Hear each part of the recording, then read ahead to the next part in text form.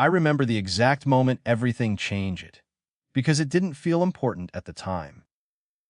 It was just another freezing night, the kind where the city feels colder than the weather, where people walk faster, look down, and pretend not to see anything that might slow them down. And then he collapsed, right there on the street. People noticed. Of course they did. But no one stopped. Some looked for a second, then kept walking. One man laughed and called him a waste of time. Someone else said he probably deserved it. That's how fast a person becomes invisible. I don't know why I stopped. Maybe because I've been that person before. Not on the ground, but close enough to know what it feels like when the world decides you don't matter. So I knelt down anyway. He was barely breathing, cold, fading, and in that moment, he wasn't a stranger. He was just someone who needed help. What I didn't know was that someone else was watching, and that the man I saved that night was not who he seemed. Because months later, there would be a knock on my door, and everything I thought I understood about kindness would fall apart.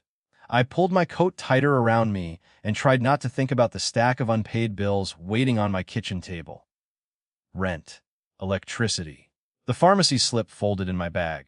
My life had become a quiet routine of surviving 1 week at a time, and that night I wanted nothing more than to make it to my apartment, lock the door, and disappear into silence. The street was crowded enough to feel alive, but empty in the way that mattered. People brushed past each other without seeing anyone. No one looked up. No one smiled. No one asked questions they didn't want answers to. Then I heard it. It wasn't a scream. It wasn't even loud. Just the ugly sound of a body hitting pavement hard enough to make nearby footsteps stutter for half a second before continuing on.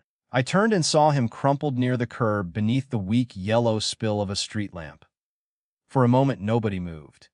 A few people slowed down. One man muttered something under his breath and shook his head. A woman in a wool coat glanced over, then pulled her purse closer and kept walking. Another voice, sharp and careless, cut through the cold.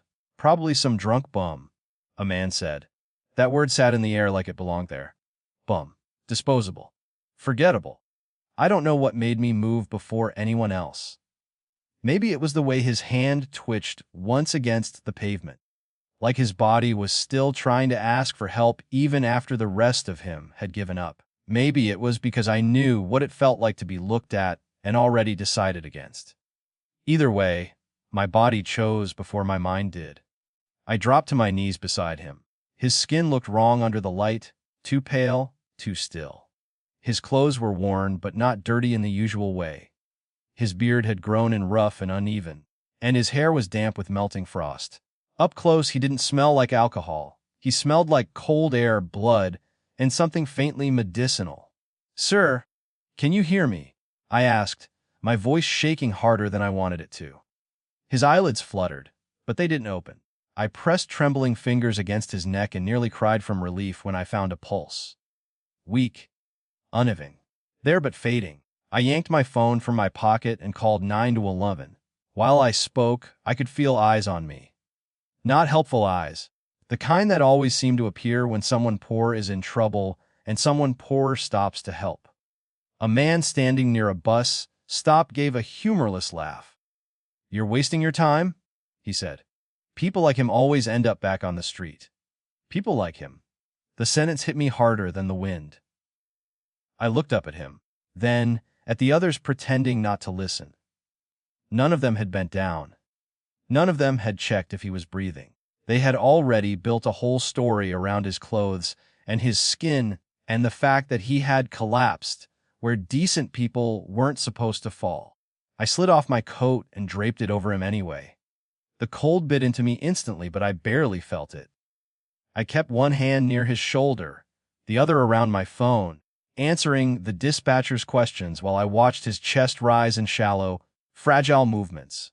"Stay with me," I whispered after the call ended, not even knowing if he could hear me. "You do not get to die out here." His lips parted slightly. I leaned closer, close enough to catch the faintest breath. I thought he was trying to say something, but all that came was a broken sound and one word so faint I almost thought I imagined it. Grace. I froze. That wasn't my name. Before I could decide whether I had really heard it, headlights swept across the street. An expensive black SUV had slowed at the corner. Its windows were tinted too dark to see inside, but I felt the strange weight of being watched. It didn't stop. It lingered just long enough to make my skin prickle, then rolled forward and disappeared into traffic. The ambulance took too long enough for my fingers to go numb, long enough for the crowd to change faces twice, long enough for me to realize how easy it was for a person to die in public if everyone agreed not to care. He slipped in and out of consciousness, each breath more frightening than the last. Once, his hand caught weakly around my wrist, and despite how cold he was, the grip felt desperate. "I'm here," I told him, leaning closer, as if the words themselves could keep him anchored. "I'm not leaving." And I didn't. When the paramedics finally arrived, their boots pounded across the sidewalk with all the urgency the rest city had refused to show. They asked questions fast, professional, detached. I answered every one of them. I watched them load him onto the stretcher. I watched the oxygen mask cover half his face. I watched his hand slip free from the blanket for one brief second before disappearing behind the ambulance doors. One of the paramedics gave me a curious look. "You know him?" I looked at the streak of blood near the curb, then at the street full of strangers who had already moved on. "No," I said quietly. But somebody should have stopped. I stood there until the ambulance vanished, until the red lights were gone, until the street looked ordinary again. Then I turned toward home, colder than before, shaken in a way I couldn't explain. I didn't know his name. I didn't know why he had whispered someone else's. I didn't know why that black SUV had slowed when he fell. What I did know was this: before I reached the end of the block, I had the sickening feeling that the night was not over. And behind me, from somewhere I couldn't see, a camera was still recording. I did not sleep much after that night. By the time I got home, my hands were still stiff from the cold, and my sweater smelled like city smoke and ambulance air. I stood in my kitchen for a long time without turning on the light, staring at the bills spread across the table, as if they belonged to someone else. Rent was overdue by 6 days. The power notice was folded beneath a grocery receipt. A prescription I had been putting off filling sat in my bag like a private accusation, and none of it was new. That was the cruelest part. My life never collapsed all at once. It just kept tightening, one small unpaid thing at a time. And still, none of that was what stayed with me. It was his face.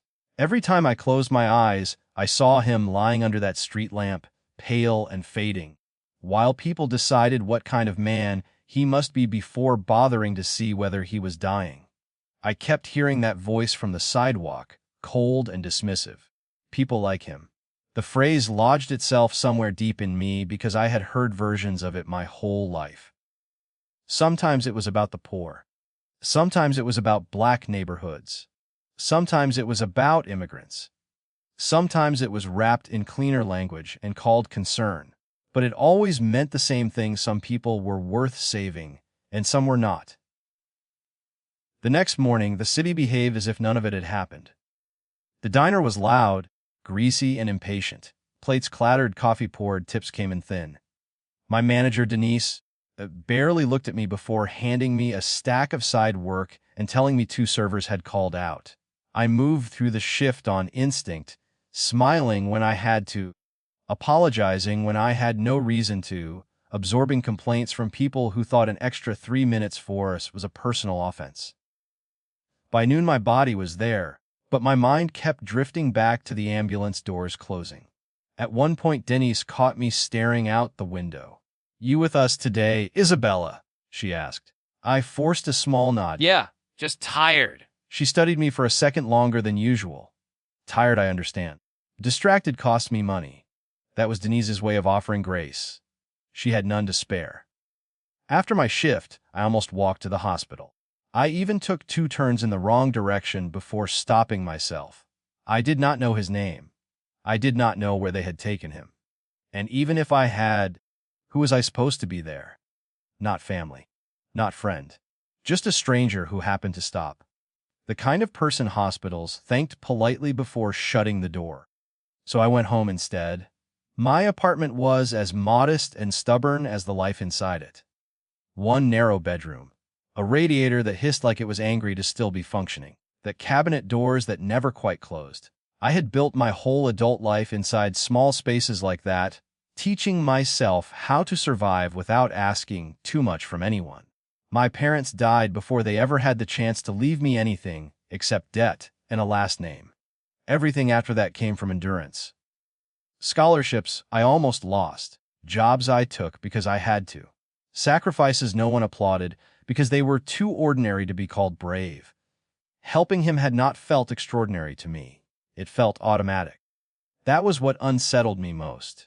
I had not saved him because I was noble or fearless. I had saved him because leaving would have haunted me more than staying.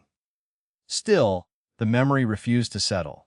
Days passed, then more days, and I caught myself scanning crowds for his face, even though I had only seen it once, and even then through exhaustion and cold. Sometimes I wondered if he survived. Sometimes I wondered whether he had anyone at all. Sometimes I hated myself for wondering, because concern does not pay rent, and it certainly does not change outcomes. Across the city, in a world I could not imagine, he was still alive. I did not know that then, of course. I only felt the odd pressure of unfinished things, as if the night had placed a hand on my shoulder and never fully removed it. Once, about 2 weeks later, I noticed the same black SUV idling across from the diner just before closing. It was there only for a moment. Long enough for me to feel watched. Not long enough to prove it. When I looked again, it was gone. I told myself I was being dramatic. But elsewhere, behind glass walls and private elevators, the men in tailored suits spoke about him in lowered voices. Doctors moved in and out of a hospital room protected by security that did not belong in any ordinary wing. Machines breathed their steady warnings into the air. Charts were updated. Specialists were flown in. His name was never spoken in hallways. Staff used coded references instead, as though language itself had been placed under lock and key. For weeks, he drifted in that expensive silence between life and death. Then one morning, he opened his eyes.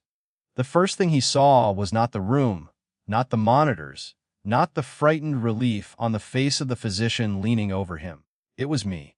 Not exactly me, but the memory of me. A woman kneeling in the cold. A coat laid over him. A voice telling him he did not get to die out there. "Sir, can you hear me?" Someone asked near his bed. His lips parted. His throat was raw. Her. The doctor exchanged a glance with another man standing near the door. "Do you know where you are?" He ignored the question. His breathing sharpened with effort. The woman. That was the first complete thing he asked for. Later, after the room was cleared and the machines settled, security footage from surrounding streets was quietly collected. A city camera caught the collapse. A traffic light camera caught the crowd. A storefront camera across the block caught the angle that mattered most, me stepping forward when everyone else stepped back. Again and again, they watched the recording. The woman in the worn coat. The one who stayed. The one who covered him with her own warmth and did not leave even when others mocked the choice. My face was frozen on a screen in a private room where powerful men did not usually sit in silence. One of them asked if they should notify me. Another asked whether I had spoken to press. A third wanted to know if this could become a liability. From the hospital bed, weak but lucid, he gave his first clear instruction. "Find her," he said. There was a pause, almost reverent. He swallowed hard and looked toward the paused image of me on the monitor, as if he still could not understand why I had been there at all. But do it quietly. And while I stood at my sink that same night, washing diner grease from my hands and thinking my life had gone back to being small again, somewhere in the city my name had already entered a world that did not ask twice for anything it wanted. I had no idea that while I was still counting dollar bills in my kitchen and stretching canned groceries into one more meal, The man from the street had a name that opened doors before anyone even touched the handle. Alexander Hayes. I did not know it yet, but in certain rooms that name was spoken carefully, almost like a threat and a promise at the same time. He was one of those men the public rarely saw clearly, the kind who never needed magazine covers or interviews to prove power. His face was not familiar to ordinary people like me, because he had built his life that way on purpose. He had hidden behind companies, foundations, proxies, and private boards. People knew what he owned long before they knew what he looked like. He moved through the world like a rumor with legal teams. And somehow, on the night I found him face down on a freezing sidewalk, he had been alone. That detail confused even the people around him in the weeks after he woke up. Doctors told him what his body had already been trying to say for months. Exhaustion, severe stress. A rare condition that attacked him in silence, made worse by the way he kept pushing through it as if wealth could negotiate with biology. They explained how close he had come to dying before help arrived. How another 10 minutes in the cold might have made the difference irreversible. How the collapse itself had not been the real danger. The real danger had been being ignored. That part stayed with him. Ignored. Because for perhaps the first time in his life, Alexander Hayes had become invisible in the wrong clothes. They had shown him the footage more than once. I know that now because he later remembered details about that night that I thought only I had noticed. The man who laughed. The woman who crossed the street to avoid getting closer. The pause in the crowd when people considered helping and then chose the comfort of distance instead. And then me, stepping into the frame like I had no business being there, kneeling beside him without asking what kind of man he was first. He kept coming back to that. Why? That question seemed to follow him harder than recovery itself. His team had no trouble answering everything else. Within days, they had assembled the facts of my life with the efficiency only powerful people can afford. My name, my address, my work schedule, my finances, my education, my family history, the apartment I rented, the debt I carried, the fact that I had no parents left to call, no wealthy uncle, no secret cushion, no hidden privilege tucked behind my struggle. There was nothing glamorous in the file they built on me. No angle, no ambition they could weaponize into logic. Just a woman who worked too hard, earned too little, and still stopped for a dying stranger. One of his advisors reportedly laid the folder on the edge of his hospital bed and said, "There's no sign she knew who you were." Alexander had looked at the pages for a long time before answering. "That isn't what bothers me," he said. The advisor frowned. "Then what does?" He lifted his eyes from the file. "She helped me anyway." In his world, motives came with paperwork. Favors had architecture. Kindness was usually strategy dressed in softer language. People donated to be seen. People listened to gain advantage. People stayed close to power because they wanted heat from it. Even grief, in those circles, could become performance. But what I had done fit none of those patterns, and the more he learned about me, the less sense I made to him. That uncertainty became its own kind of obsession. He began asking for details no billionaire should have cared about. What train I took when the buses ran late. Whether I skipped meals near the end of the month. How many hours I worked in a week. Whether the diner treated me fairly. Whether I lived alone. Whether I had someone to rely on when things went wrong. His people answered everything. Quietly, efficiently. Sometimes uncomfortably. He watched from a distance before he ever decided to interfere. Not in the dramatic way stories usually tell it. No man in dark glasses standing directly outside my building. No obvious shadow behind me. It was cleaner than that, harder to prove. I only know the shape of it because later, when the truth surfaced, I could match his interest to moments in my life that had already begun to feel strangely observed. A black SUV parked too long near the diner. A man in a navy coat pretending to read a newspaper outside the laundromat while watching reflections in the glass.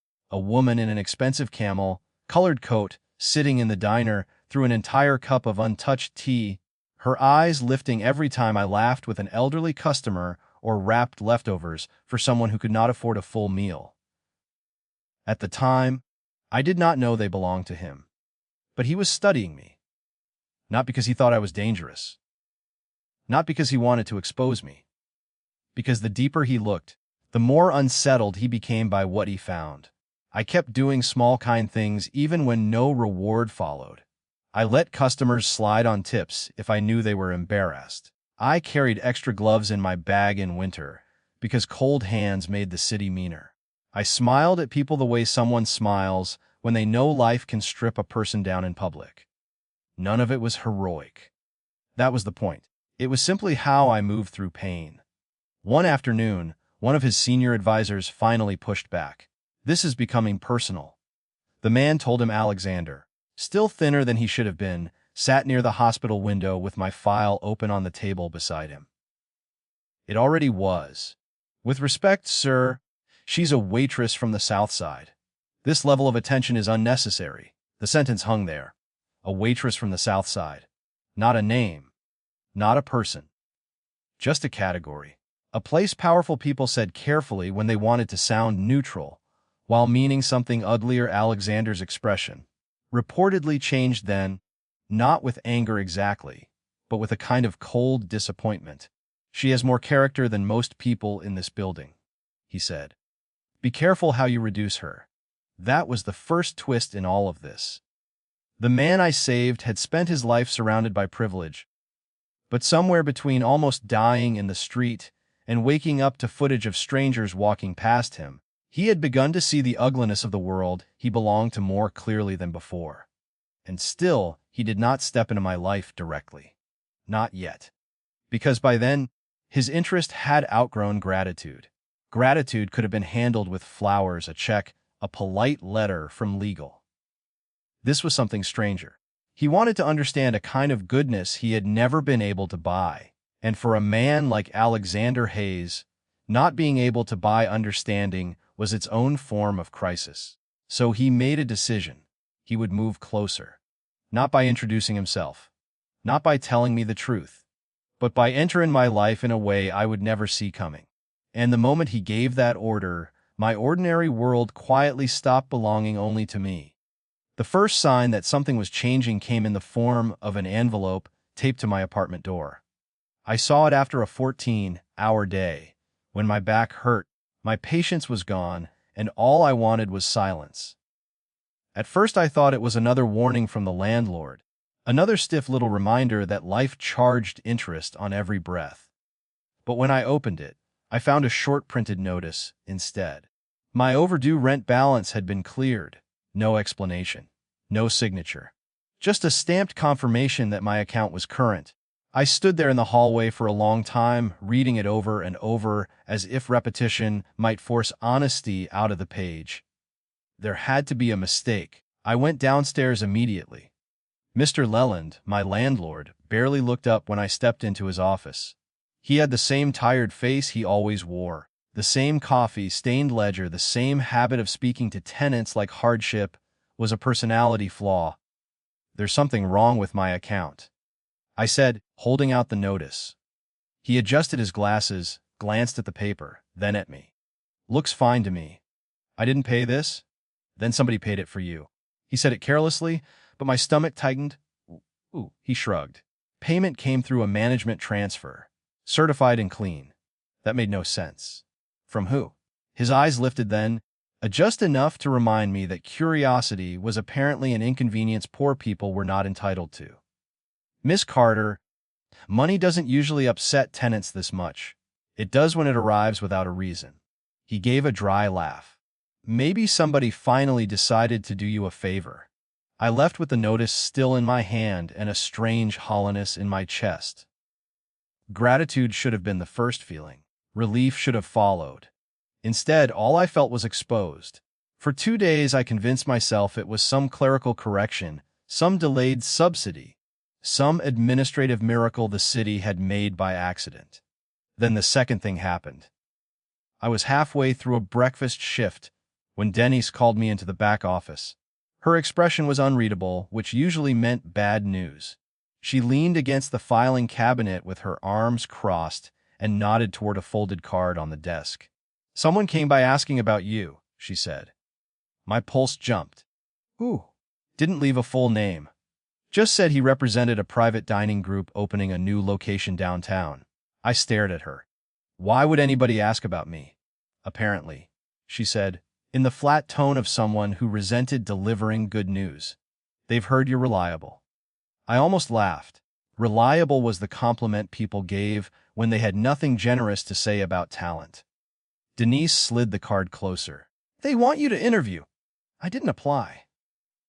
"Then maybe they approached you." That part bothered me more than it should have. People like me did not get approached. We chased openings. We filled forms. We waited to be ignored. We did not get quietly selected by elegant restaurants downtown. I looked at the card again. The paper was thick, expensive, understated. The address alone belonged to a different universe. Denise watched me carefully. "You should go. You sound like you want me to leave." She tilted her head. "I sound like I know opportunity when I see it." The interview happened 3 days later in a polished dining room with warm lighting, soft jaws, and the kind of controlled calm that only money can create. The manager, a woman named Elise Warren, greeted me with a smile that felt rehearsed, but not unkind. She asked thoughtful questions. She praised my service background.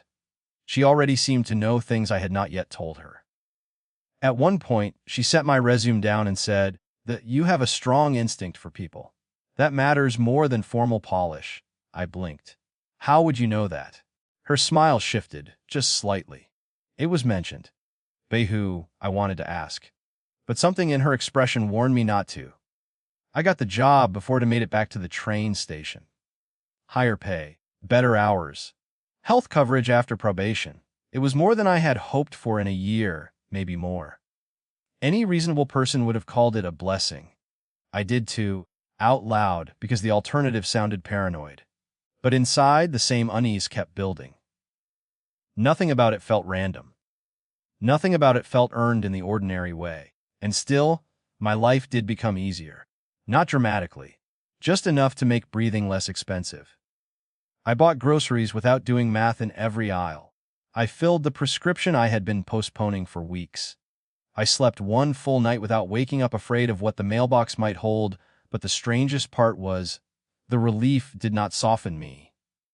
If anything, it made me more aware of everyone still carrying what I had only briefly set down.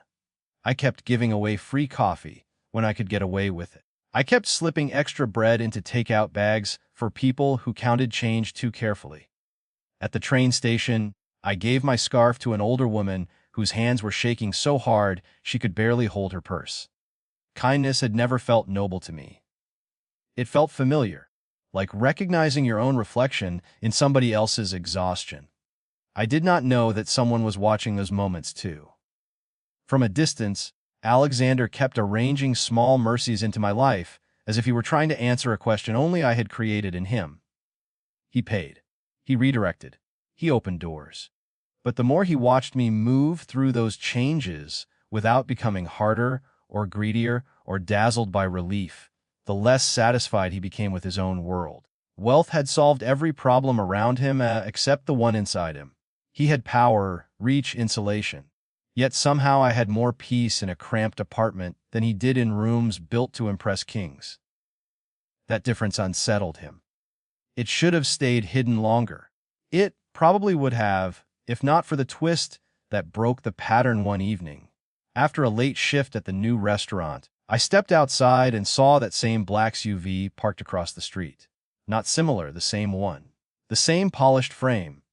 The same dark windows. The same patient stillness that had once slowed near a dying man beneath a street lamp.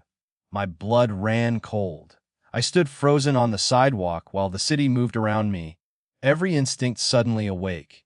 For a second, I thought about crossing the street, knocking on the window, forcing the night to explain itself.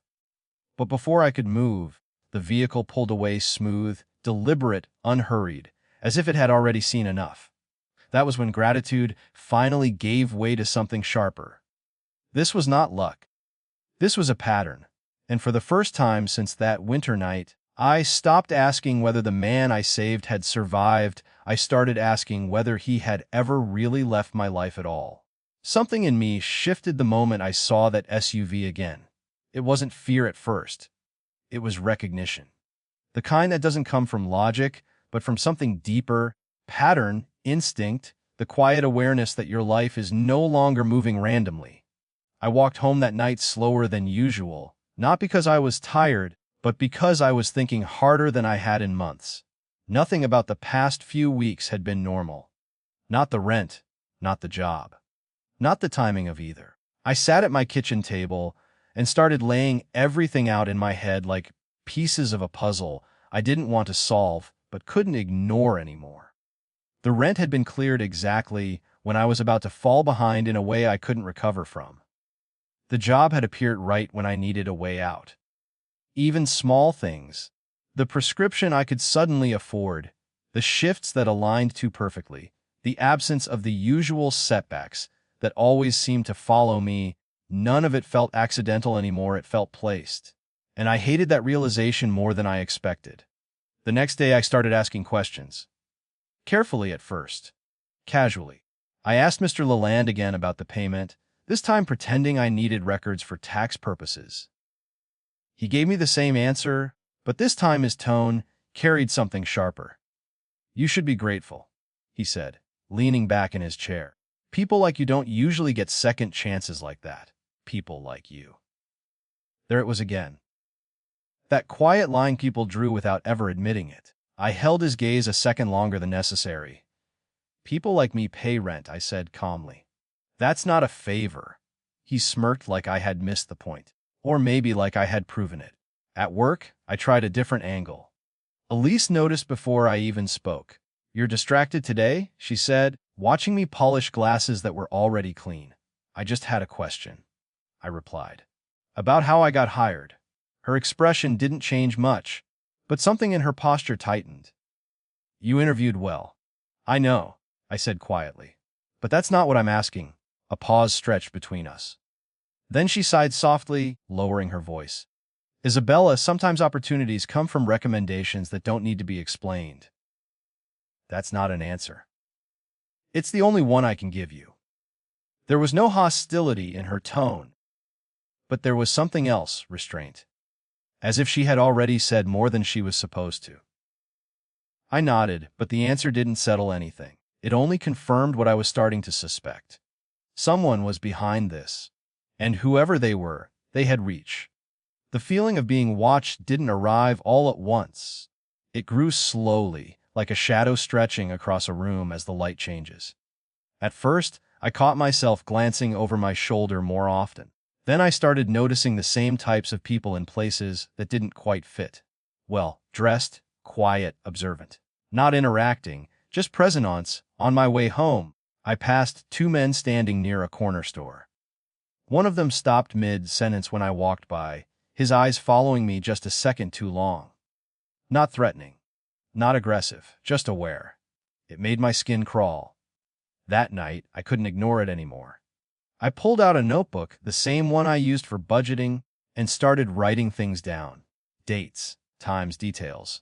The rent notice, the job offer. The SUV sightings, the people who didn't belong but kept appearing anyway. I didn't know what I was building, but I needed to see it in front of me. Patterns only made sense when they were visible. And once they were, the truth became harder to avoid. Everything traced back to one moment, that night. The man on the street. I stared at the page for a long time after writing it down. I had avoided that connection because it sounded ridiculous. Life didn't work like that. People didn't collapse on sidewalks and then reappear as invisible forces reshaping someone else's reality. But deep down, I knew. That black SUV hadn't just been there by coincidence. Neither had the silence that followed. Meanwhile, somewhere far removed from my apartment and my questions, Alexander was watching everything begin to unravel. For the first time since he started intervening, he hesitated. "She's noticing," one of his advisors said during a quiet meeting, their voice measured, cautious. Alexander stood near a window, looking out over a city that bent in subtle ways around his existence. "Of course she is. We can stop now," The advisor continued. You've done enough. Alexander didn't respond immediately. His reflection in the glass looked sharper than the man I had seen under that streetlight, but something in his eyes hadn't fully recovered. That's not the point, he said finally. Then what is? He turned slightly, his voice lower now. I wanted to understand her. And instead, you're disturbing her life. That landed harder than anything else. Because it was true, what he had believed was generosity had become intrusion. What he thought would protect her had started to unsettle her. For a man who controlled outcomes for a living, this was unfamiliar territory, causing damage without intending to. Step back, the advisor said gently, before this becomes something you can't control. But Alexander didn't step back. Not completely. Pull everything visible, he ordered. No more direct interventions. And her. His pause was brief, but meaningful. We observe. That decision changed everything because while he was choosing distance, I was moving in the opposite direction. Closer. More deliberate. I started taking different routes home. Watching reflections in windows. Pausing suddenly just to see who adjusted with me. I wasn't panicking, I was learning. Whoever this was, they were careful.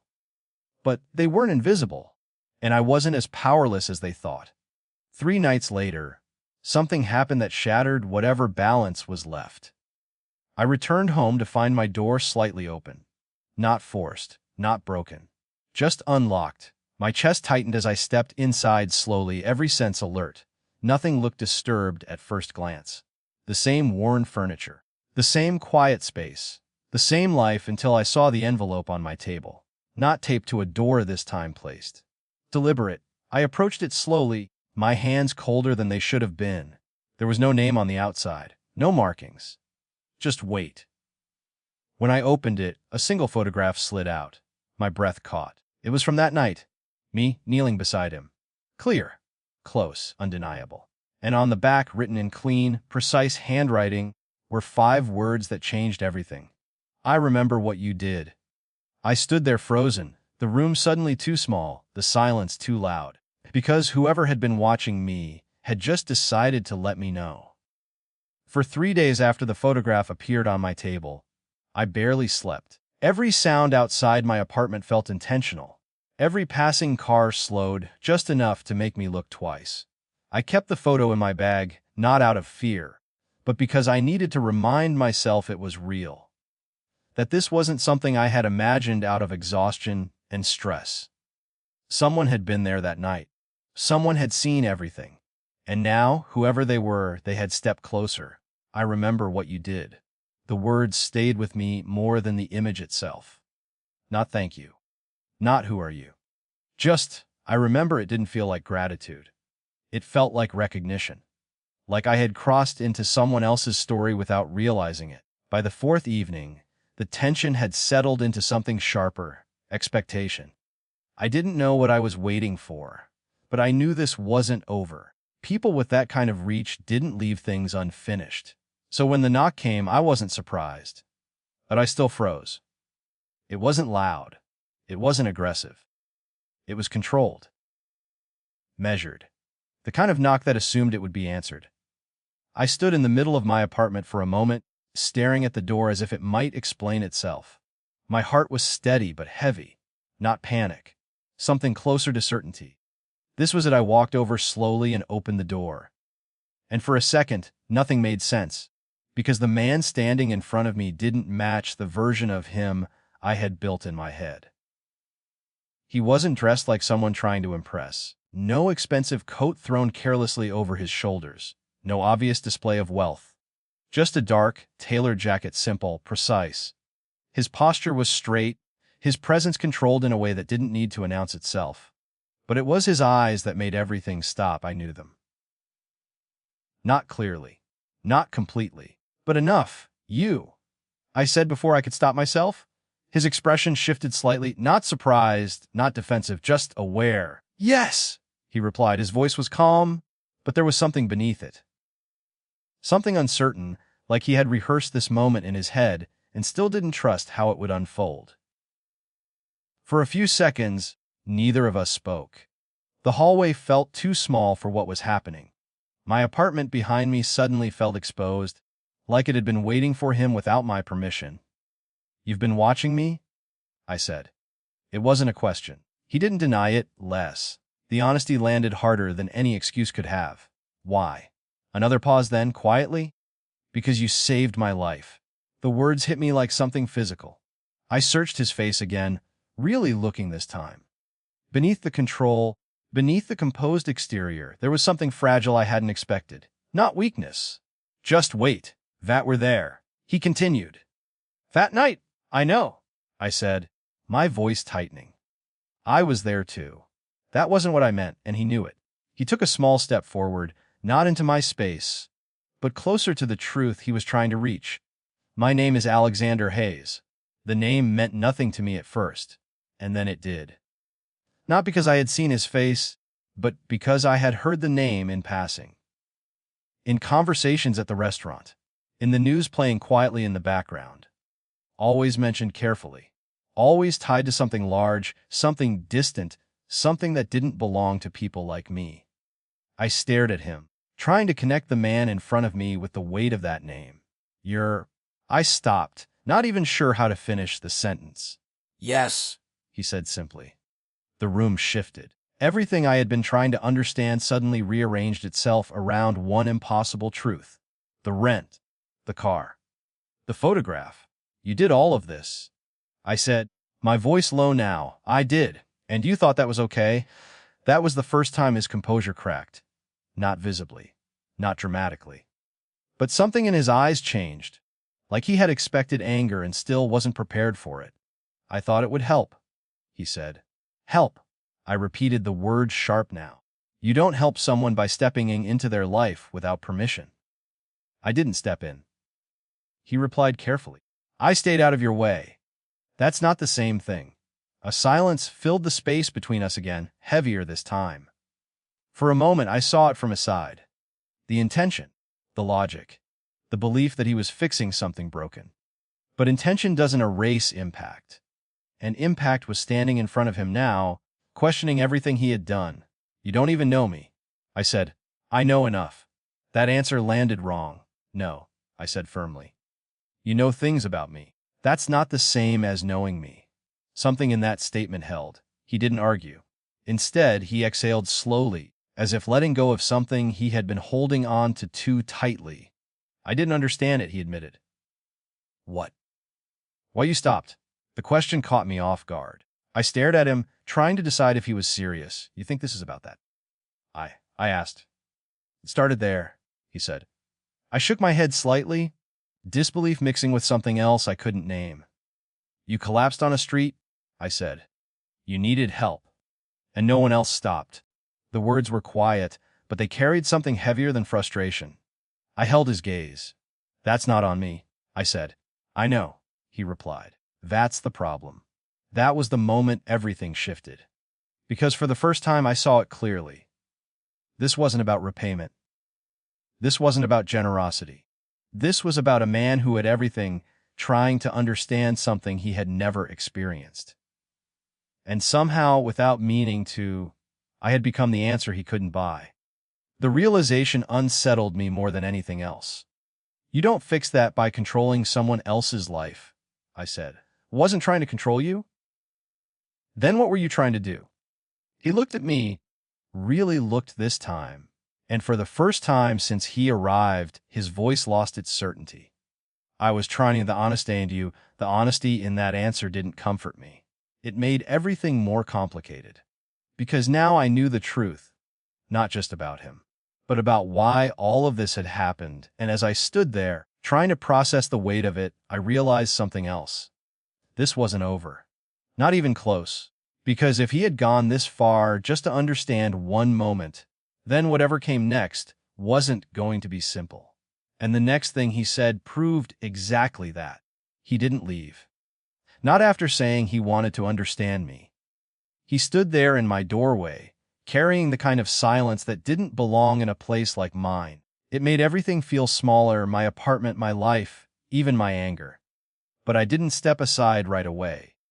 I needed him to finish what he started. "You said you were trying to understand," I said slowly. "Then start talking." For a moment, he looked like a man choosing his words more carefully than someone used to being heard without question. When you found me, he began, I wasn't just a man on the street. I let out a quiet breath. I figured that out that night, he continued. I had already been under medical risk for months. My condition wasn't public. It couldn't be. If it had been, there are people who would have made decisions based on it, financial, strategic, predatory. I watched him carefully. This was his world now, not mine. I left everything behind that night, he said. No security, no staff, no visibility. I needed distance. I thought I could control it.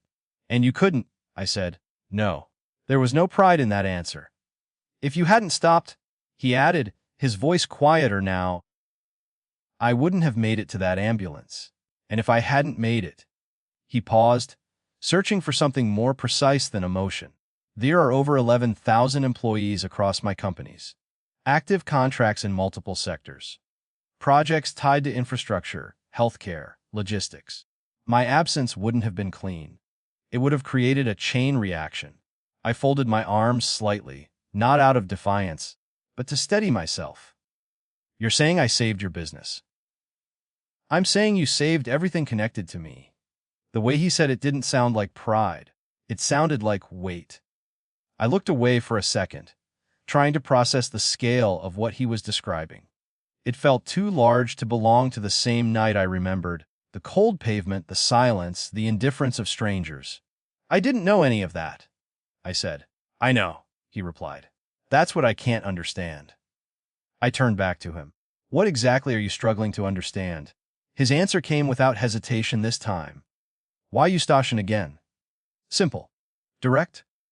Unresolved. I let out a quiet breath, shaking my head slightly. You're still stuck on that. It doesn't make sense to me, he said. Everyone else made a calculation. Risk. Time. Assumption. They chose not to get involved, and I didn't. Why? There it was. The question he had built all of this around. I looked at him for a long moment, trying to figure out how someone like him could miss something so basic. Because you needed help? I said. That's not an answer. It is to me. His jaw tightened slightly. You not in anger, but in frustration. You didn't know who I was. I still didn't when I walked away. You had nothing to gain.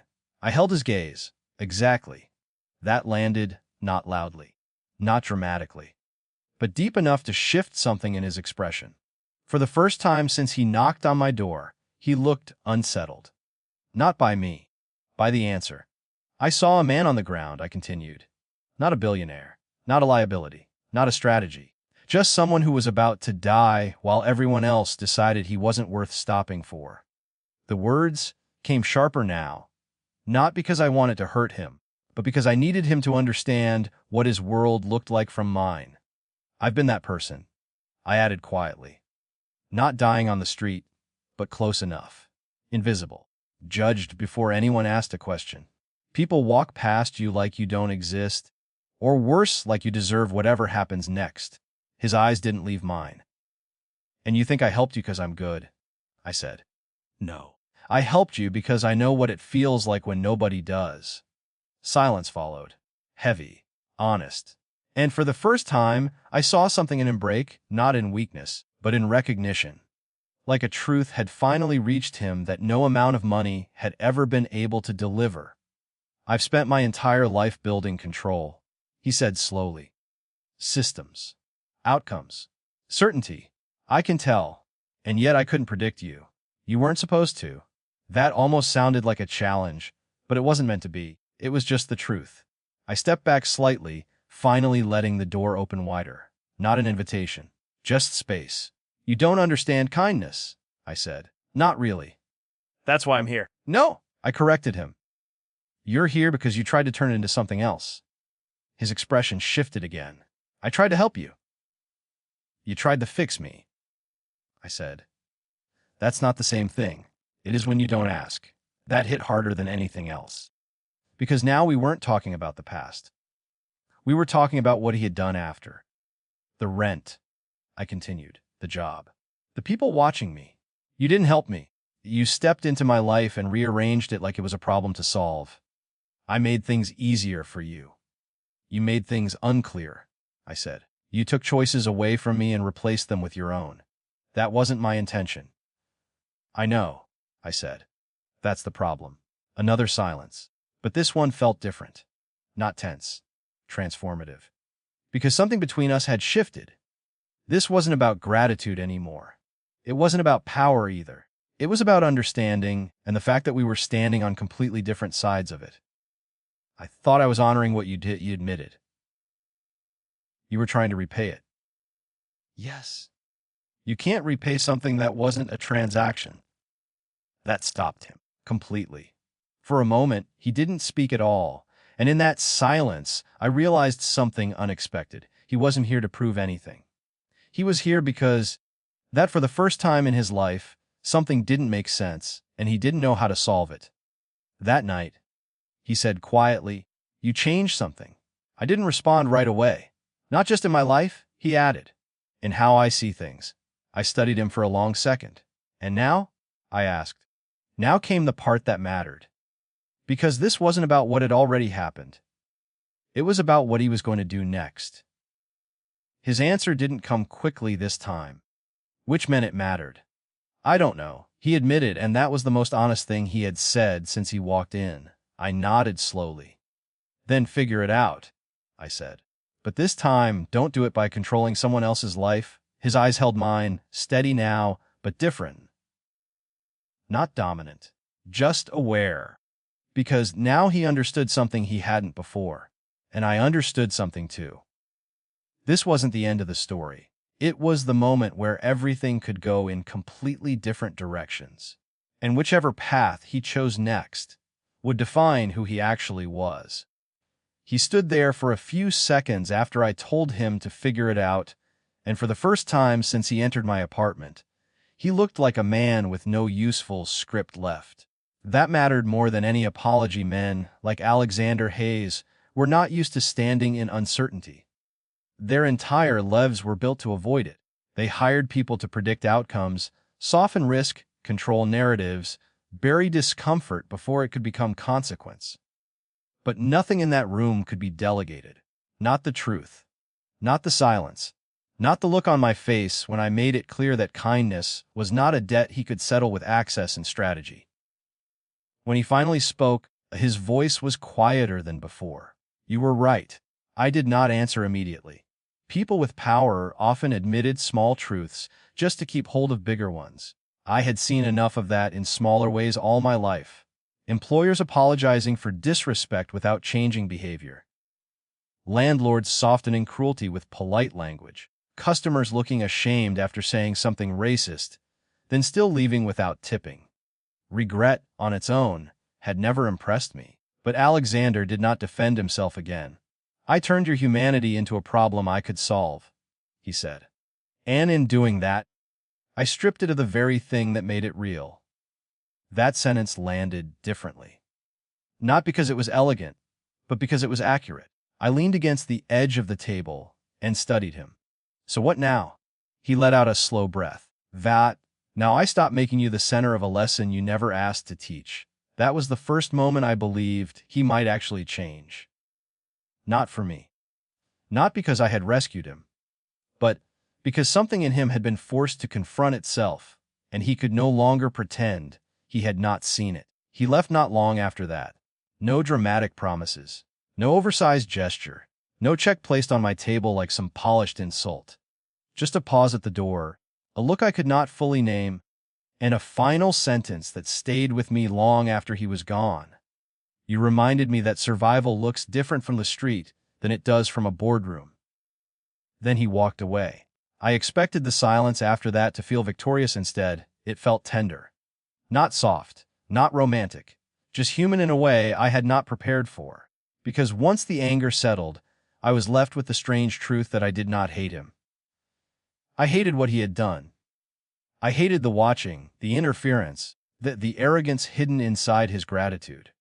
But somewhere underneath all of that was still the man I had seen under that street lamp, vulnerable, fading, stripped of status by cold pavement and public indifference.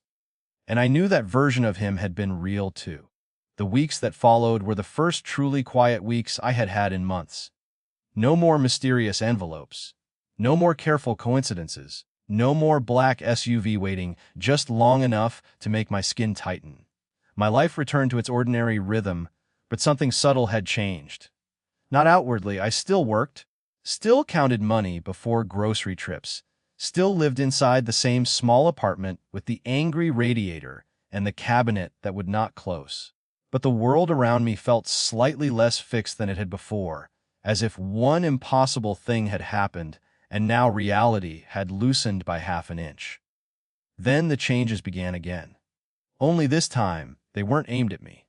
A relief fund appeared through a partnership between clinics, housing groups, and small employers in lower-income neighborhoods across the city. Not flashy, no press tour, no giant smiling face attached to it. The workers with unstable schedules could apply for emergency rent support without humiliation. Transit stipends were offered for night shift employees. Quiet grants opened for people trying to cover prescriptions, childcare, and short-term crises before the crises became disasters. At first, I did not connect it to him. Chicago was full of programs that sounded good on paper. Most of them disappeared before they reached anyone who actually needed them. But this one was different. The process was simple. The language was respectful. No one was made to perform suffering in front of a desk just to prove they deserved dignity. Then one afternoon, Elise called me into her office. She handed me a packet and said, "You should know this expansion is being funded privately. The board only found out after the structure was already in place." I looked down at the paperwork. There, buried in the legal language and institutional names, was one familiar thread haze. Not loud, not branded. Just present enough to be real. I looked up at her. "He did this." Elise held my gaze, then gave the smallest nod. "Not for you." I let out a breath. "I know," I said, and strangely, that made it matter more. That was the twist I had not expected. He had listened. Not perfectly, not magically, not in some way that redeemed everything at once. But he had listened enough to shift his reach away from private control and toward public repair. He had stopped treating kindness as something to reward in one person and started asking why so many people were forced to live one bad week away from collapse. I never thanked him for that. Not because I was cruel, but because gratitude was no longer the point. A month later, he came into the restaurant without notice, no entourage, no performance. Just a reservation under another name that everyone pretended not to recognize. I saw him before he saw me, seated near the back beneath the warm amber light, looking almost ordinary if a person didn't know what power looked like when it learned to sit still. When I approached the table, he stood. That alone told me he had changed more than any article ever could. "You look well," he said. "I look tired," I replied. A faint smile touched his face. "You look like yourself." That, from him, felt precise. I set down the water glass. "And you?" He glanced around the room, at the servers moving quickly, at the couples pretending not to struggle, at the quiet dignity of people getting through another week. I notice more now. He said there were 100 things I could have said to that. Instead, I nodded once. "Good?" I thought. "You should." We did not become close after that. Life is not always sentimental enough for that kind of ending. He remained in his world, and I remained in mine. But something honest existed between us now, something cleaner than debt and more durable than gratitude. Mutual recognition, maybe. The understanding that one winter night had forced two very different people to look at the same city and finally see what had always been there. I kept living. That mattered to me more than any reward ever could. I was not transformed into a symbol. I was not rescued into a better class of suffering.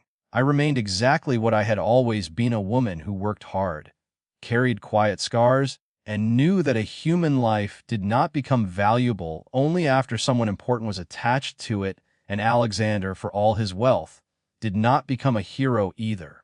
He became something rarer, a man with enough power to keep hiding from the truth, who decided not to. Sometimes on my way home, I still pass the corner where I found him. The street looks ordinary now. The same yellow light.